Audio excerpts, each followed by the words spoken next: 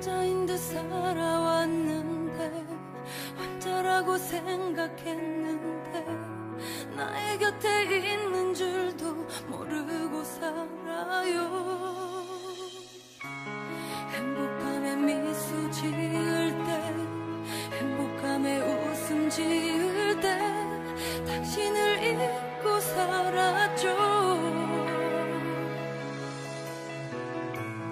벼랑 끝에 홀로 있을 때 어둠 속을 홀로 걸을 때 그때야 당신을 찾죠. 나 때문에 아파하시는 당신, 나 때문에 눈물 흘리는 당신, 세상 속에 흔들리고 때로 물들어 반복되는 죄와 방황 속에도 부족한 나를 사랑하시는 당신,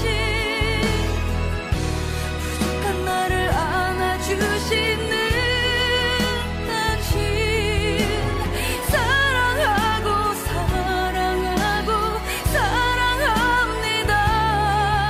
나를 기억하시는 주님.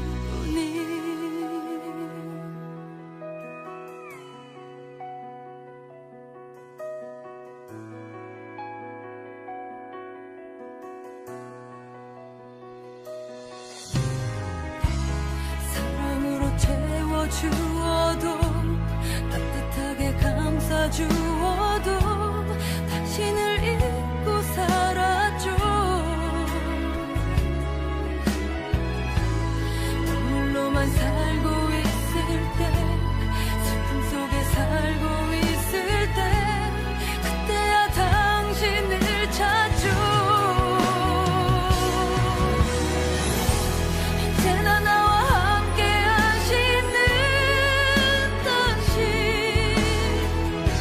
언제나 나와 동행하시는 당신, 세상 속의 길을 잃어 헤맬 때에도 고른 길로 인도하시는 당신, 부족한 나를 사랑하시는 당신, 부족한 나를 안아주시는 당신, 사랑하고 사랑하고 사랑합니다. 나를 기억하시는 주님, 나를 사랑하시는 주님.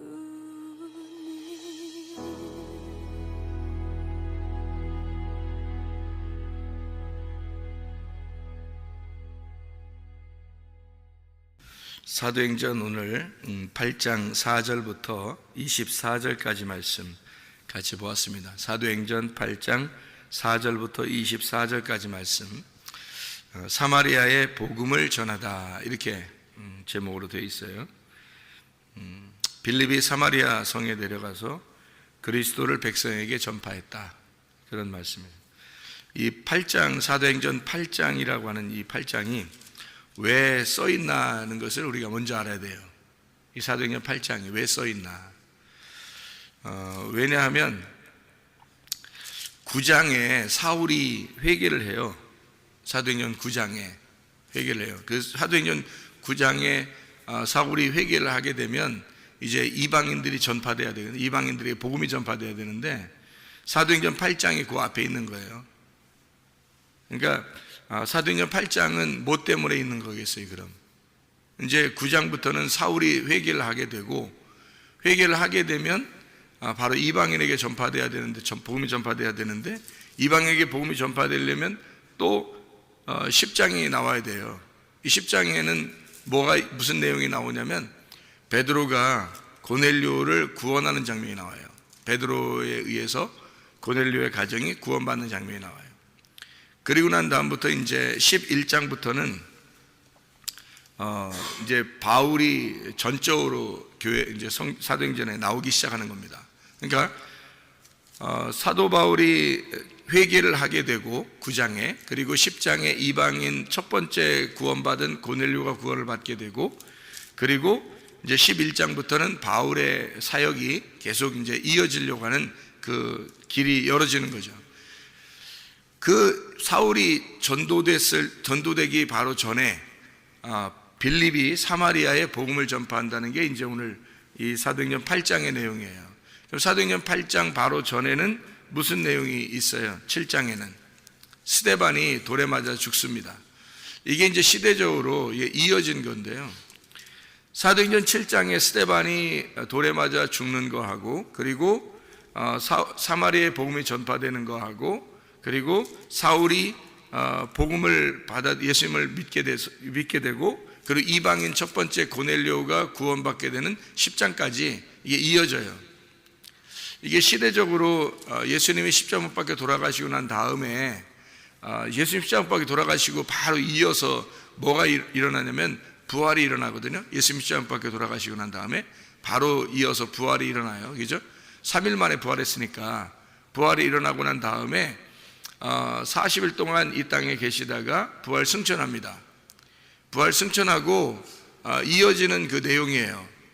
부활 승천하고 난 다음에 계속 이어져요. 그러니까 하루에 그냥 그 다음날 부활 승천하고 갑자기 다음날 이루어지고 뭐 이런 게 아니라 부활 승천하고 10일이 지났어요.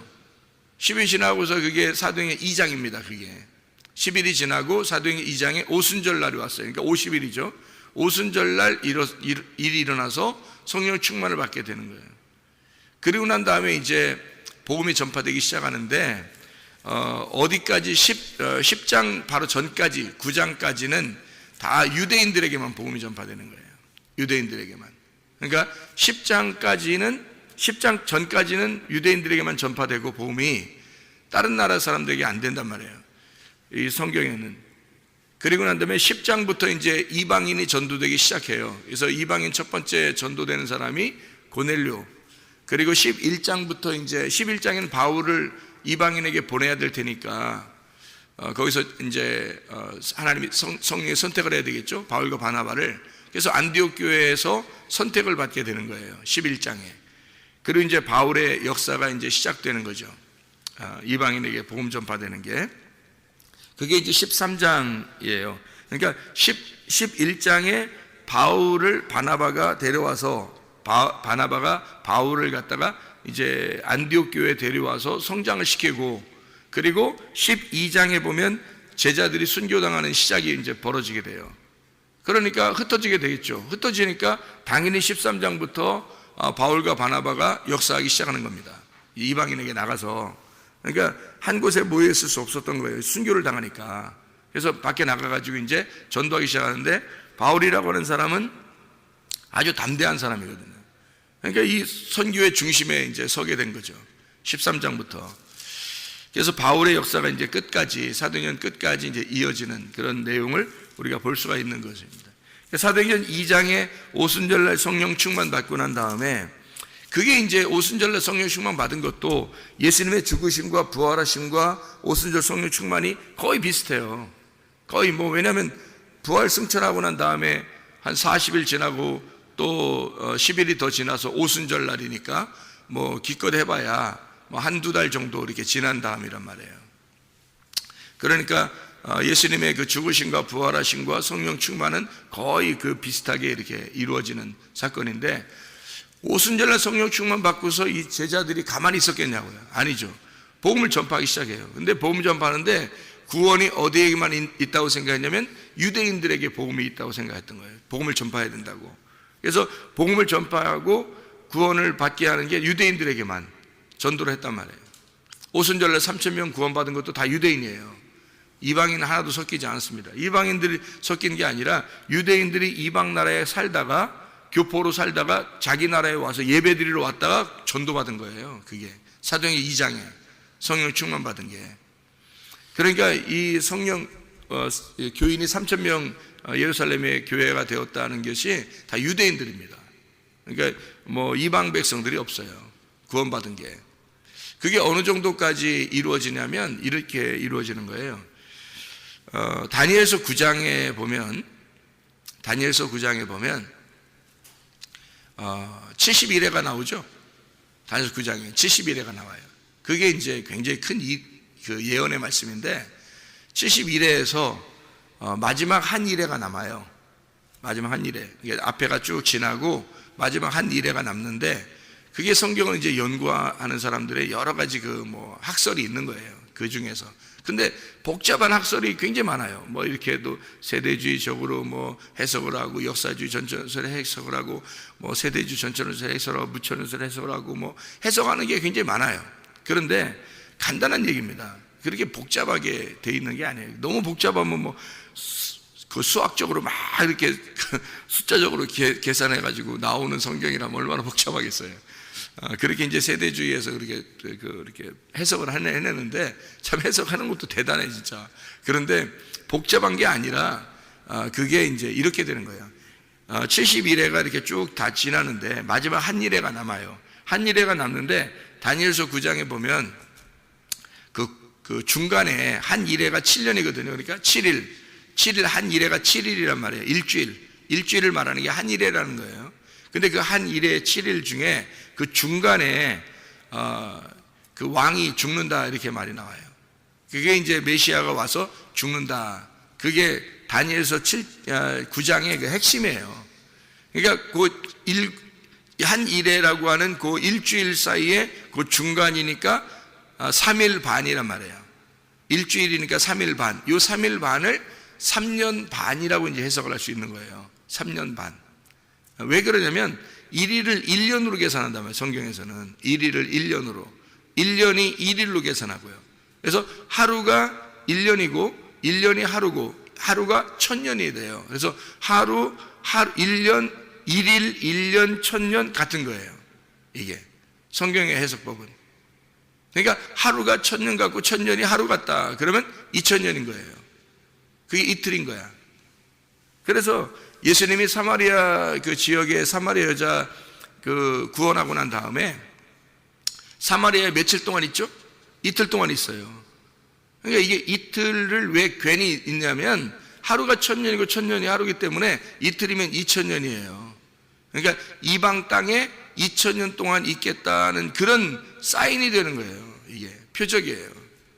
그러니까 뭐 예수님이 그냥 뭐 그렇게 어디에 가서는 누구와 함께 있고 누구를 만나고 또 며칠 있고 또 어디에 가서는 또 뭐 그냥 지나가고 뭐 이렇게 하는 모든 게 다 사인이에요. 이게 예수님의 그 하는 행동들이 다 사인이에요.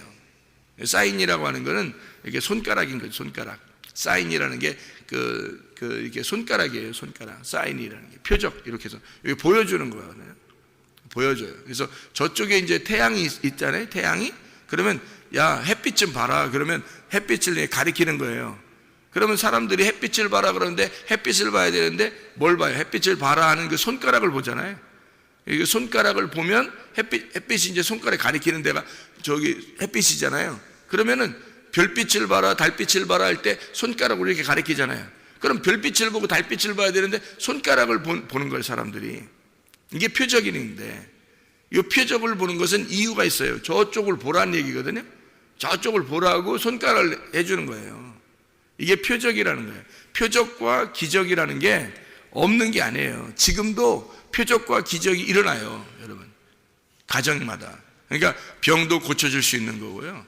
뭐 갑자기 막 성공할 수도 있는 거고요. 갑자기 잘 될 수도 있는 거고 이런 게 다 표적입니다.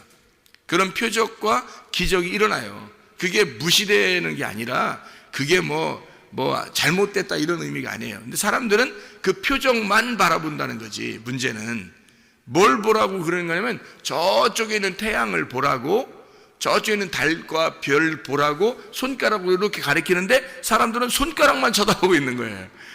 저쪽 바라보라는데 손가락만 쳐다보고 있는 거야. 그걸 이제 잘못됐다는 거지. 뭐 그런 기적이 없는 게 아니에요. 지금도 그런 기적은 일어나고 있어요. 그런 표적들은 다 일어납니다. 지금도. 근데 그런 표적을 보면서 와 대단하다 대단하다 이런 그것만 바라보는 거예요, 사람들이. 그러니까 이상한 거지. 그걸 그 표적과 기적을 통해서 말씀을 확인하라는 거거든요. 그게 말씀을 확인해 보라고 기적과 표적이 지금도 있는 거예요. 우리 가정들마다 기적과 표적은 일어날 수 있어요. 하나님의 역사는.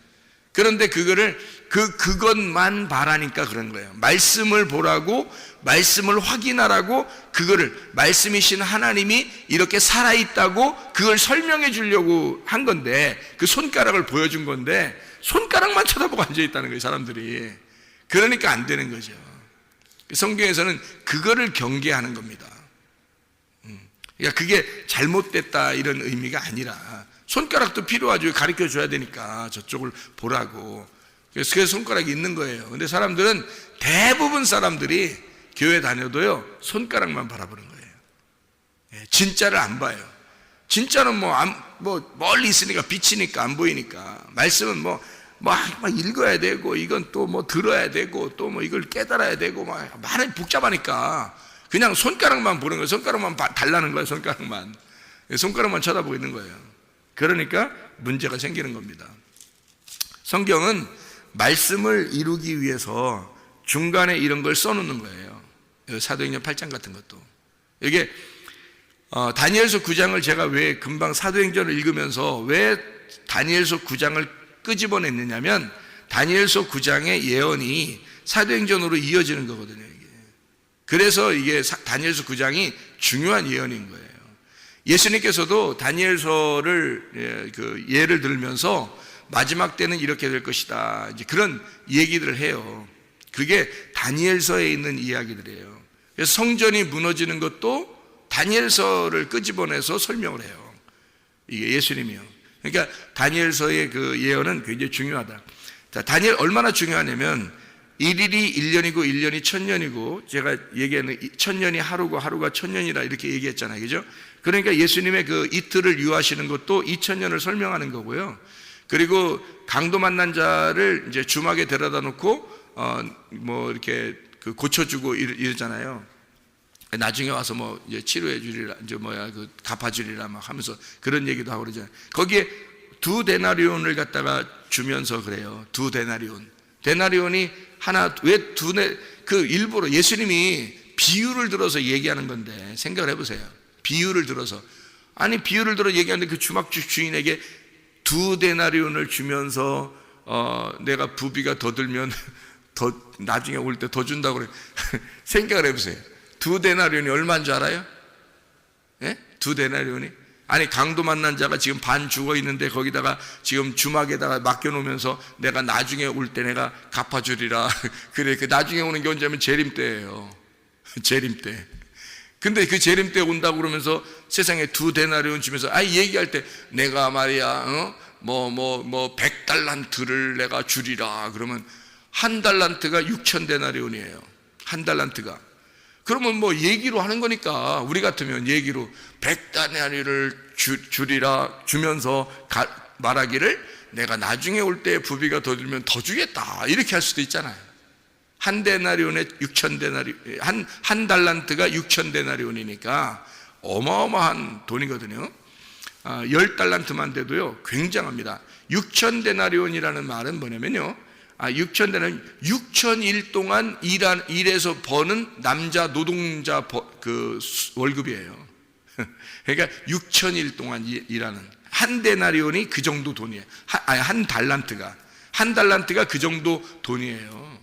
그러니까 1달란트 받은 사람이 숨겨놨다는 것은요, 6000데나리온을 숨겨놨다는 얘기예요. 6000일 동안 일을 해서 버는 돈을 갖다 숨겨놓은 거예요. 그게 1달란트가. 그러니까 뭐 주인이 어떤 사람에게는 5달란트, 어떤 사람은 2달란트, 어떤 사람은 1달란트 주잖아요. 그러니까 1달란트 받은 사람은 아이고 너무 조금 받아가지고 그걸 갖다 숨겨놨는 것보다, 그렇게 되는 게 아니에요. 1달란트가 6000데나리온이라고요.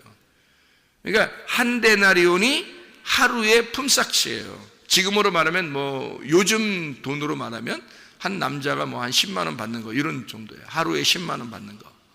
그러면 6000데나리온이라고 생각해요. 1달란트가요. 그러면 10만 원씩 6000일이라고 하면 얼마예요? 10만 원, 100만 원, 1000만 원, 억, 6이니까 6억이죠. 그게. 그러니까 1달란트가 6억이에요. 6억을 갖다가 지금 돈으로, 지금 현 시세로 말하는 돈으로 숨겨놓은 거예요. 그러니까 장사 안 한 거죠. 그러니까 어마어마한 돈을 받은 거예요, 그 사람이. 한 달란트가 대단한 겁니다. 그러니까 이게 지금 이 한 데나리온, 두 데나리온을 갖다가 주막집 주인에게 줬다는 말이 나오거든요. 그게 이틀 품삯이에요. 이틀. 왜 하필 이틀 품삯을 주고 가겠어요?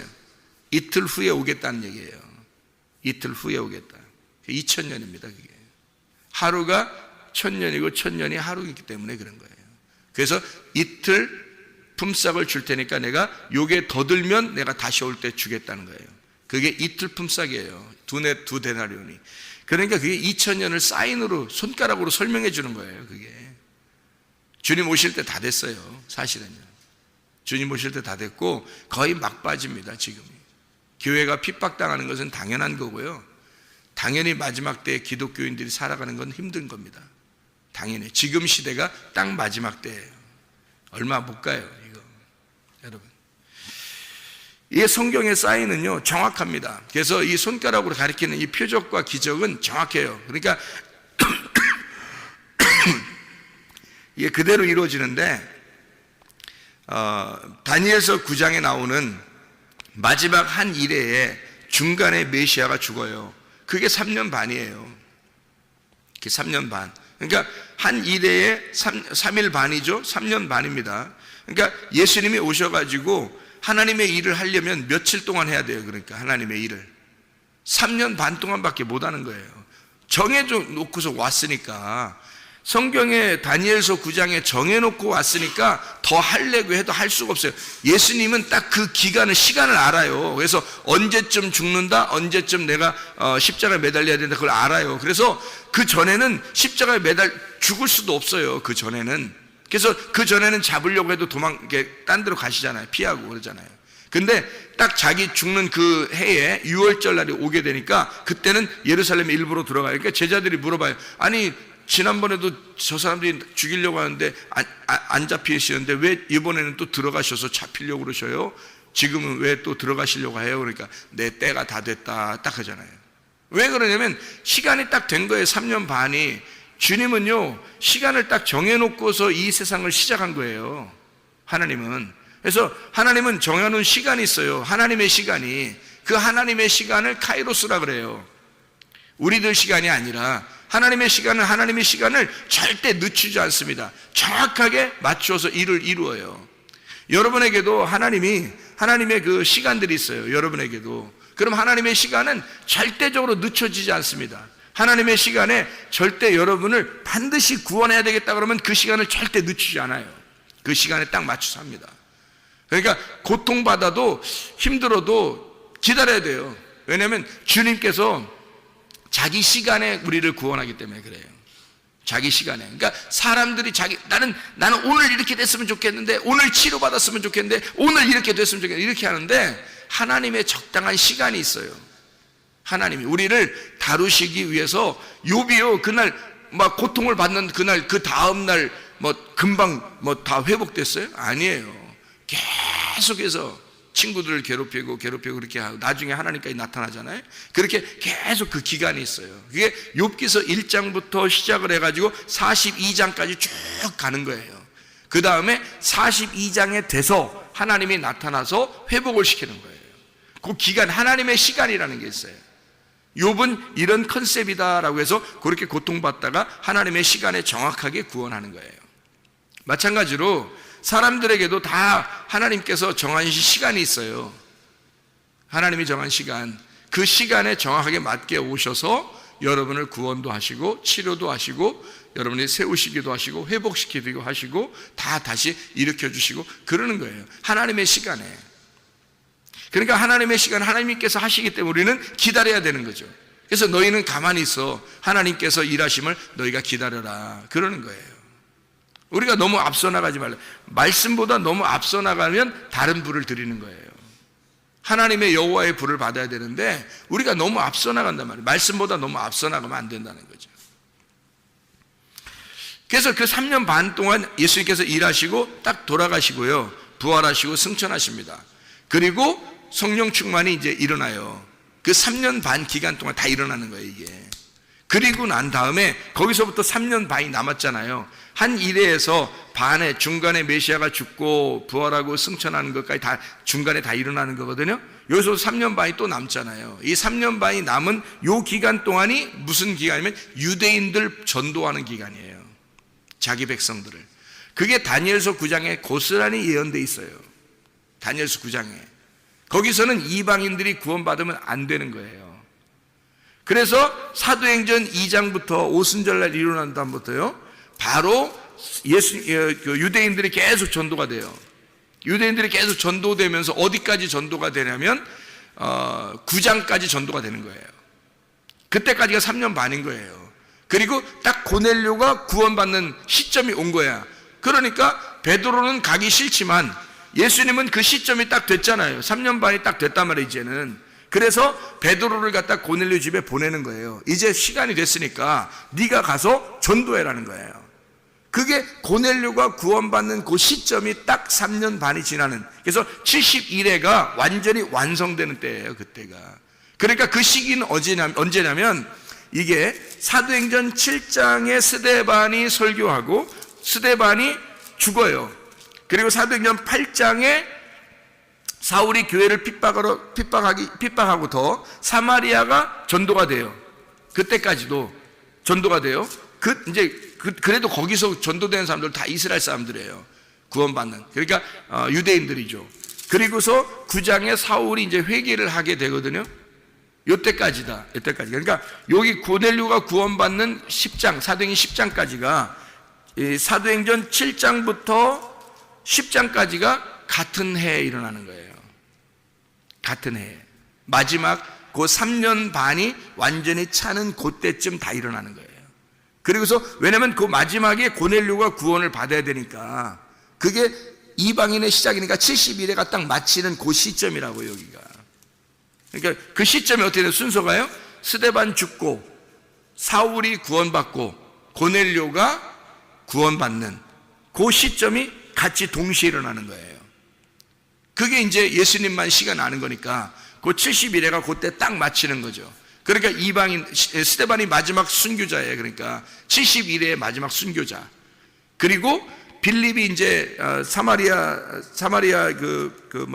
전도하게 되고, 그리고 9장에 이제 사울이 회개를 하게 되면 이방인의 그 전도가 시작되는 거예요. 이제 준비가 된 거예요. 준비가 되니까 이방인들 빨리 전도를 시켜야 되겠죠. 근데 바울을 안 보내고 베드로를 보내는 거예요. 왜? 베드로에게 열쇠를 줬잖아요. 베드로에게 열쇠를 줬으니까 빨리 베드로를 보내서 고넬료를 구원시켜야 되거든요. 이방인 첫 번째 준비된 자를 구원시키는 거예요. 베드로가 열쇠를 열어주는 거예요. 그 다음부터 이제 바울이 나가서 전도하기 시작하는 거예요. 이 사도행전은. 그래서 빌립이 마지막 에디오피아 내시까지, 에디오피아 내시가 있죠. 에디오피아 내시 그 사람도 구원하는 거예요. 8장에. 왜냐하면 이 8장에는 빌립이 사마리아 성에 전도하다가 에디오피아 내시가 예루살렘에서 이제 자기 이제 에디오피아로 가고 있는 그 길에 빌립을 갖다 던져버려요. 그쪽으로. 축지벽으로 던져버려서 그쪽에서 이제 전도하기 시작하는 거예요. 왜냐하면 이게 시간이 다 됐거든요. 시간이 다 됐기 때문에 이제 사울을 갖다가 회개시키고 이제 고넬료 전도시켜야 되니까 시간이 다 마지막 71회가 끝나는 시점이 되니까요. 스데반 죽고 빌립이 사마리아 성에 전도하고 그리고 이디오피아 내시를 전도하고 그리고서 끝난 거예요. 유대인 전도가 끝난 거예요. 에디오피아 내시까지 전도하는 게 그게 다 끝난 거예요. 그때가 마지막 3년 반이 끝나는 때, 그리고 사울이 회개하고 바로 이어서 고넬료가 구원받는 겁니다. 이게 성경의 그 정확한 그 시점이에요. 그게 하나님의 그 계획, 시간이죠. 다니엘서 9장에 예언되어 있는 그 말씀들입니다. 그것을 성경에서 이제 이야기하는 그 중에 사도행전 8장이 있는 거예요. 사도행전 8장. 이 8장을 아까 우리 설명 들으면서 뭐라고 우리가 설명을 들었냐면 이렇게 했죠. 여기 마술을 행하는 사람이 하나 있었다 그랬어요. 근데 그 사람이 전도를 이제 받아서 빌립을 따라다니면서 마술을 행하는 자가 이게 나오거든요. 그 마술을 행하는 여기 단어가 나오는데 이게요, 사도행전 8장 9절 11절에 나와 있는 말씀입니다. 이게요, 마술을 행한다 할 때 그게 뭐라고 나오냐면요, 마규오라는 단어입니다. 이게 마법을 행하다는 얘기고 마술을 사용한다는 말인데요, 이게 어디 단어에서 나오는 거냐면 마고스에서 나온 단어예요. 마고스. 이게 마술사, 과학자라는 단어입니다. 이게 마고스라는 단어가 어디에서 나오는 단어냐면요, 사도행전 13장에도 나오는 단어고요, 사도행전 13장에도 나오는 13장 6절 8절에 나와 있는 단어예요. 이게 6절에 바보에 이르러 바예수라는 유대인 거짓 선지자 마술사, 이게 마고스입니다. 그리고 8절에도 이 마술사 엘루마 할 때 그 마술사 할 때도 마고스입니다. 이게 마태복음 여러분 2장에 보면은 동방박사 나오죠. 동방박사 세 사람이, 그 사람들이 마고스예요. 동방박사 세 사람이 예수님을 갖다가 경배하러 오죠. 그 사람들이 마고스예요. 그러니까 그 마고스라는 단어는 마술을 행하는, 우리가 말하는 매직을 행하는 사람이 아니라 과학자예요. 그리고 하나님 말씀을 연구하는 자들이란 말이에요. 그런데 이 사람들은 표적을 보는 사람들이에요. 표적을. 그러니까 표적이 굉장히 중요한 거죠. 그러니까 별을 보면서 따라오는, 그 별을 연구하는 그런 표적을 보는 자들이란 말이에요. 이게 마고스라는 사람들이. 그러니까 이 마술사, 사도행전 8장에 있는 마고스도 역시 마찬가지예요. 표적이 막 따르니까, 표적이 막 놀랍게 일어나니까 그 표적이 너무 귀하게 보이는 거예요. 자기보다 훨씬 능력이 많아 보이는 거예요. 그래서 그 표적을 따라온 거예요. 그래서 표적을 막 달라고, 자기도 그 능력 좀 달라고 그러는 거예요. 하나님 막 능력 달라고, 막 빌립 보고 막 능력 좀 달라고, 자기한테도 막 돈을 줄 테니까 그 능력 좀 달라고 막 이러는 거예요. 이게 이제 이런 거죠. 그래서 이걸 제가 성경을 여러분 하나만 딱 보고 마칠게요. 왜냐하면 이게 중요해서 그래요. 성경에서는요, 이게 굉장히 중요합니다. 그거 잘못 잡으면 이거 예수님 버리게 돼요. 그게요. 그래서 이게 뭔지를 설명을 하고서 끝내야 되는데, 마가복음 16장에 여러분 보세요. 마가복음 16장, 이게 해답인데요, 이게 해답이에요. 마가복음 16장을 한번 보세요. 16장 20절 말씀입니다. 마가복음 16장, 마가복음 마지막 다 이렇게 쓰고서 마지막에 16장 20절에 요걸 딱 정리해 놨어요. 요게 해답이거든요. 요거를, 이 성경이 해답인데 우리가 이제 우리 생각대로 막 해답을 찾으면 안 돼요. 그래서 우리는 기적을 찾는 게 아니고 이게 해답이에요. 잘 보세요. 여기 보세요. 어떻게 보냐면 마가복음 16장 20절에 이렇게 돼 있죠. 제자들이 나가 두루 전파할세. 뭘 전파해요? 복음을 전파하는 거예요. 예수를 설명하는 겁니다.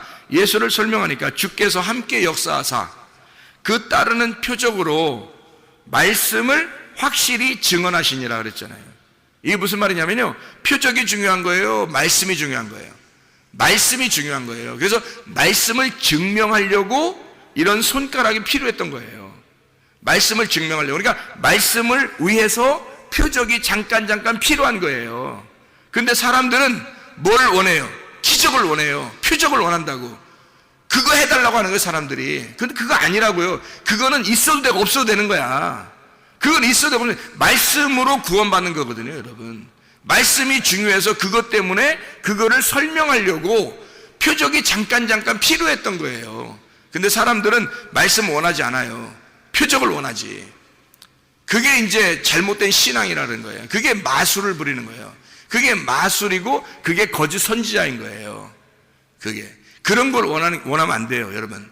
그런 것은 있어도 되고 없어도 돼요. 있어도 하나님 믿는 거고 없어도 믿어야 되는 거야.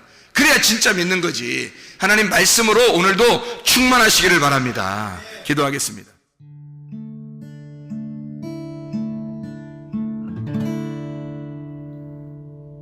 내 속에 내가 너무도 많아서 당신을 쉴 곳 없네. 내 속에 헛된 바람들로 당신을